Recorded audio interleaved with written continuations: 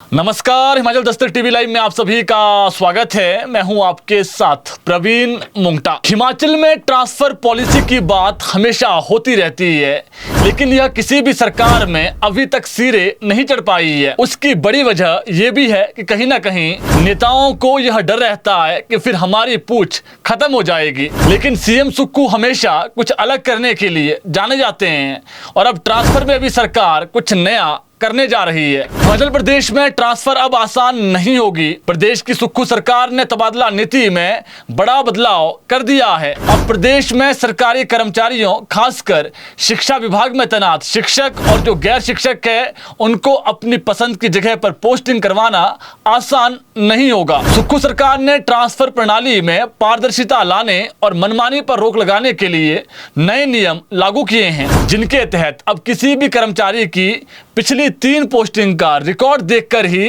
नई तैनाती तय की जाएगी, जिसके लिए अधिकारी या कर्मचारी को पहले एक परफॉर्मा भरकर देना होगा। कार्मिक विभाग द्वारा संशोधित तबादला नीति के मुताबिक अब किसी भी अधिकारी या कर्मचारी का तबादला प्रस्ताव तैयार करते समय विभाग को उसका पूरा ट्रांसफर बैकग्राउंड देखना होगा। यानी अगर कोई कर्मचारी हाल ही के वर्षों में पहले ही अपनी पसंद की जगह पर तैनात रहा है, तो अब उसे दोबारा उसी क्षेत्र में पोस्टिंग नहीं मिलेगी। राज्य सरकार ने साफ किया कि किसी भी ट्रांसफर प्रस्ताव को अंतिम रूप देने से पहले निर्धारित परफॉर्मा भरना और सक्षम प्राधिकारी से पूर्व अनुमति लेना अनिवार्य होगा। इसमें कर्मचारी की सेवा अवधि, पिछली 3 पोस्टिंग की तिथियां, कार्यकाल की अवधि और तबादले का जो कारण है वो दर्ज करना होगा। आपको बता दें, कार्मिक विभाग के ऑर्डर्स के तहत यह कदम ट्रांसफर प्रक्रिया में पारदर्शिता सुनिश्चित करने के लिए उठाया गया है। परफॉर्मा अनिवार्य दस्तावेज होगा जो हर कर्मचारी के ट्रांसफर बैकग्राउंड की सटीक जानकारी देगा। अब सरकार के इन नियमों से खासकर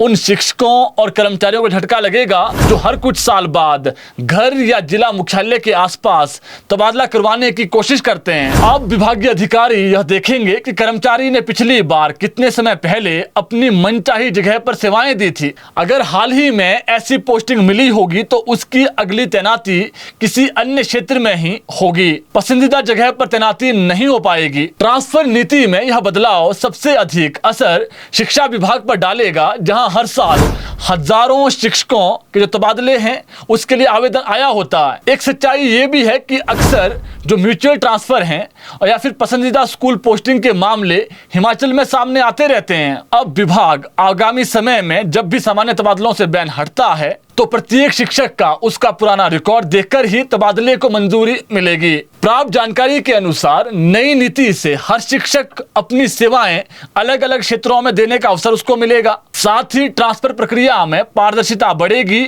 और सिफारिशों पर आधारित जो पोस्टिंग है उस पर पूर्ण विराम लगेगा।